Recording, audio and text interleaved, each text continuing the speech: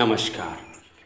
বৃহৎ শিব পুরাণ উত্তরখণ্ড ১২ অধ্যায় স্বীয়কন্যা সন্ধ্যার প্রতি ব্রহ্মার কামভাব, ব্রহ্মা ও সন্ধ্যার মৃগরূপ ধারণ, শিব কর্তৃক মৃগরূপী ব্রহ্মার শিরচ্ছেদ। বামদেব সম্বোধিয়া তুণ্ডিরে তখন কহিলেন, শুনো শুনো ওহে তপধন।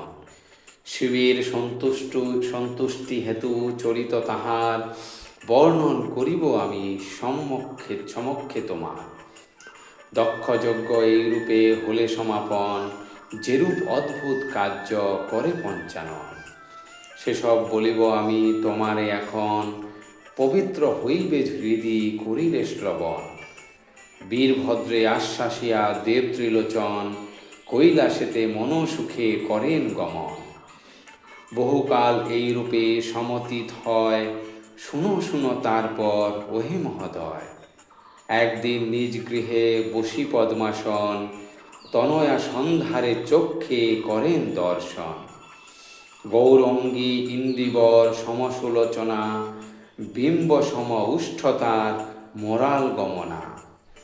ক্ষীণকটি পৃথুস্তনী সেই রূপবতী, কম্বুগ্রীবা সুলক্ষণা কিবা দেহজ্যোতি। কটাক্ষে বিমুগ্ধ করে এ তিন ভুবন, এই রূপে নিজ কন্যা দেখে পদ্মাসন।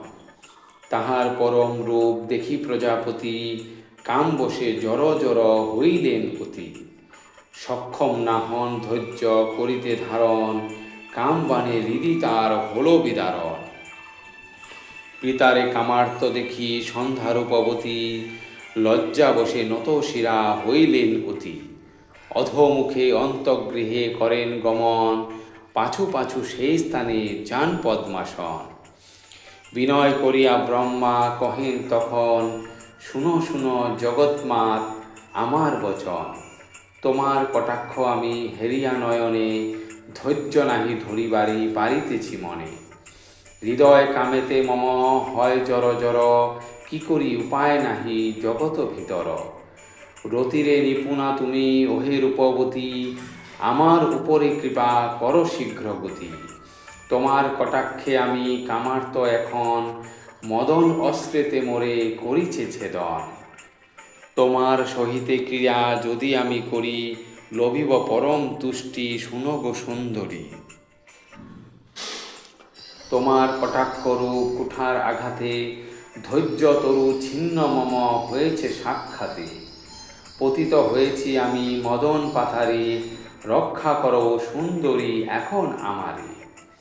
অঙ্গদান কর ধ্বনি তরিত আমায়, নিরন্তর জ্বলি আমি বিরহ জ্বালায়। যদি মোরে তুমি নাহি করো অঙ্গদান, তাহলে তেজিব আমি এছাড় পরাণ। এতেক বচন শুনি সন্ধ্যাসতী কয়, শুনো শুনো ধর্মনিষ্ঠ তুমি মহোদয়। ধরাতলে ধর্মদেব করিতে স্থাপন, তোমারে কেশব দেব করিছে সৃজন। তোমার দুহিতা আমি শুনো ওহে পিত, স্বধর্মে করহ রক্ষা যেমন বিহিত। ধর্মের উপর হিংসা না কর কখন, জগতের নাথ তুমি ওহে পদ্মাসন। এরূপে করগ তুমি পাপ অনুক্ষণ, তবে ভূমে কে করিবে ধর্মের রক্ষণ। এতএব ধর্ম রক্ষা কর মহাত্মন, পাপের উপরে হিংসা কর সর্বক্ষণ। তুমি যদি পাপ কর ইহেন প্রকারে, জগৎ হইবে না শাস্ত্রের বিচারে। হৃদি মাঝে ধৈর্য দেবে করিয়া স্থাপন, নিজ স্থানে ওহে পিতা করহ গমন। স্বধর্ম করহ রক্ষা ঐকান্তিক মনে, নতুবা মজিবে পাপে শুনহ বচনে। এতেক বচন শুনি সে চতুরানন, কহিলেন শুনো সন্ধে আমার বচন। সব ধর্ম জানি আমি শুনো গো সুন্দরী, আমা হতে জন্মে ধর্ম অবনে ভিতরি। সক্ষম না হই ধৈর্য করিতে ধারণ, তোমার কটাক্ষে মম মজিয়াছে মন। বিষময় শেল মম বিন্ধেছে শরীরে, আলিঙ্গন করদান আমারে অচিরে। নতুবা পর্বত হতে হব নিপতন, অথবা অনলে পশি তেজিব জীবন। এতেক বচন শুনি সন্ধ্যা সতী কয়, শুনো শুনো ওহে পিতা তুমি মহোদয়। আপন কন্যার সাথে করিয়া রমণ, যেজন বাসনা করে ধরিতে জীবন। মরণ মঙ্গল তার হে চতুরানন, তাহার জীবনে বল কিবা প্রয়োজন। আমার নিকট হতে করহ পয়ান, নাহি কর মোর শনে পাপ অনুষ্ঠান। পিতারে এতেক বলি সন্ধ্যা রূপবতী, বদনে বসন দেন লজ্জা বসে অতি। এদিকে বিমুগ্ধ হয়ে দেব পদ্মাসন, পিনোন্নত কুচোদ্দয় করেন ধারণ। পিতার এরূপ কাজ দেখিয়া সুন্দরী, সবলে ছাড়ায় হাত অতি শীঘ্র করি। মৃগীরূপ অবলম্বে করিয়া ধারণ, তথা হতে শীঘ্র পদে করেন গমন। তাহা দেখি মৃগরূপ ধরে প্রজাপতি, পশ্চাতে পশ্চাতে চলে অতি শীঘ্র গতি। মনেতে সংকল্প তার যে রূপে পারিব, সন্ধ্যার সহিতে রতি অবশ্য করিব। পিতার সংকল্প জানি সন্ধ্যারূপবতী, স্বর্গপুরে চলে যান অতি দ্রুতগতি। ত্রাহি ত্রাহি করি মুখে করেন গমন, ইন্দ্রের নিকটে গিয়া লভেন শরণ। মৃগীরূপ দেখি ইন্দ্র ধ্যান যোগ বলে, জানিলেন সম কথা নিজ অন্তঃস্থলে।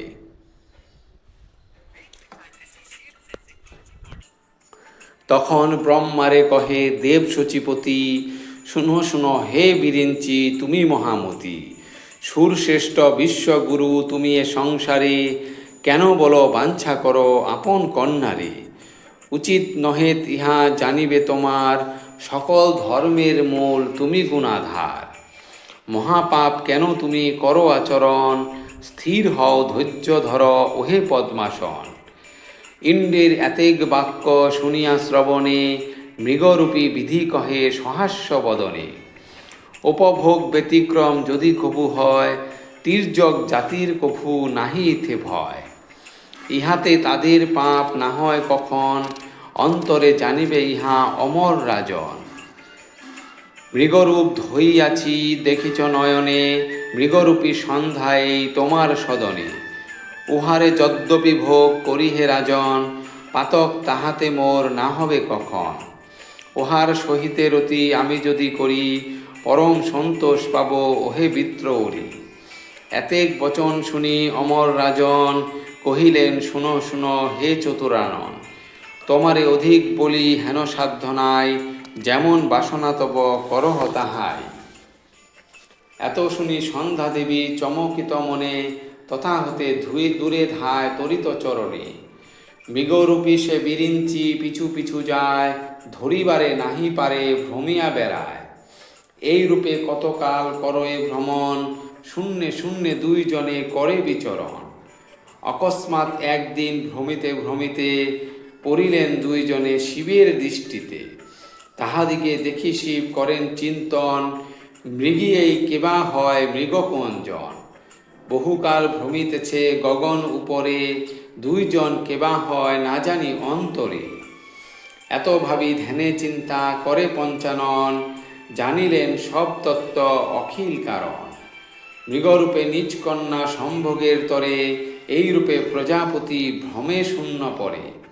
ইহা জানি রোষ বসে দেব পঞ্চানন, বিধিরে নাসিতে হন উদ্যত তখন। মনে মনে এই রূপ করেন চিন্তন, মৃগবধে নাহি পাপ হবে কদাচন।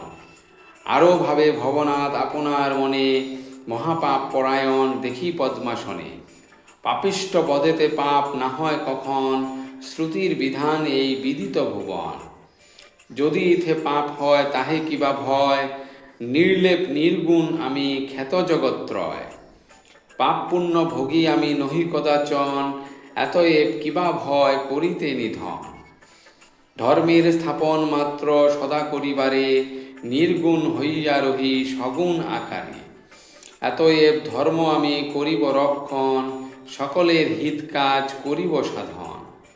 যদ্যপি প্রশ্রয় দিই এই মৃগবরে, তাহলে চলিবে সবে এই পথ ধরে। এই মৃগবরে আমি করিলে নিধন, হইবে জগতে মম যশের ঘোষণ। কীর্তিমান যেই জন অবনীমণ্ডলে, তারে পূজা করে সবে জানিবে সকলে।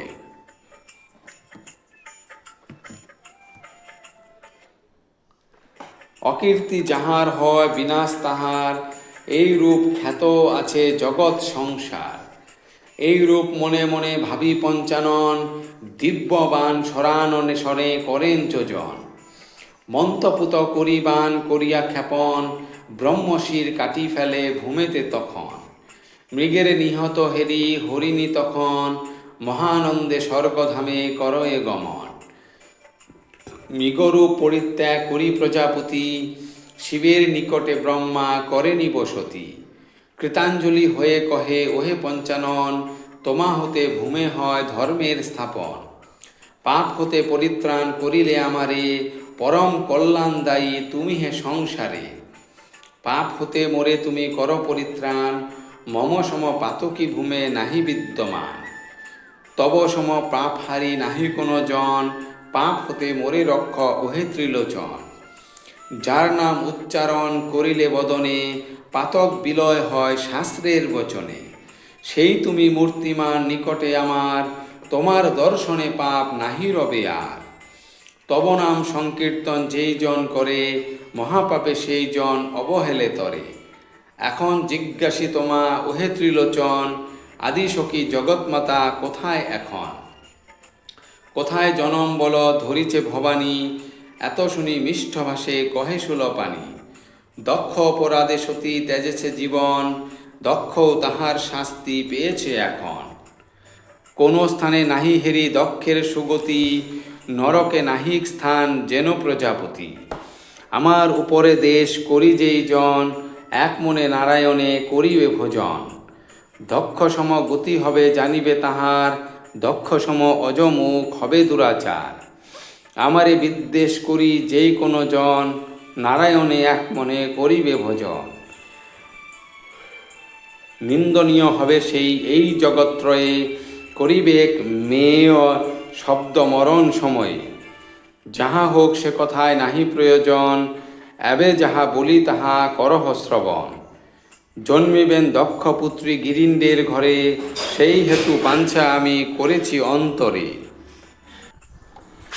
যাবৎ সতী না করে জনম গহন, হিমালয়ে ততকাল করিব যাপন।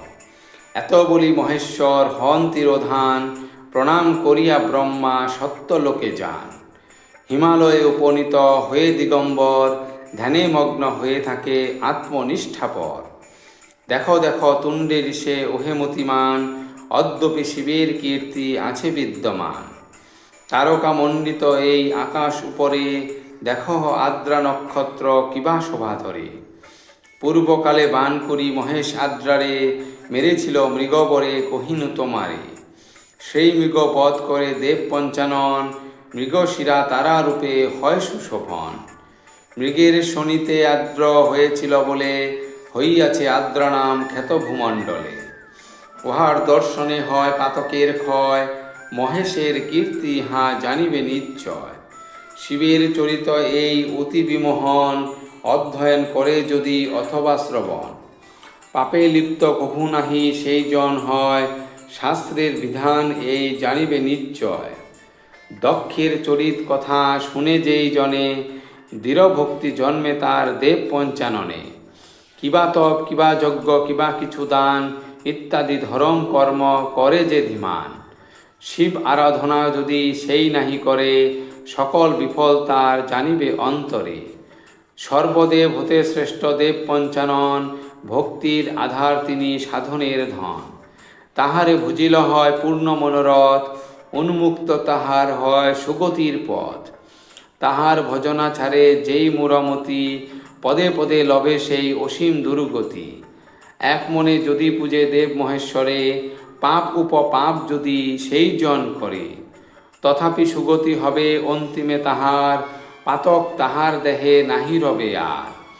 তাই বলে দ্বিজকালী ওরে মুরমন, একান্ত অন্তরে ভাব শিবের চরণ। পুরাণের সার এই শ্রীশিব পুরাণ, শুনিলে তাহার হয় দেবলোকে স্থান। ধন্যবাদ।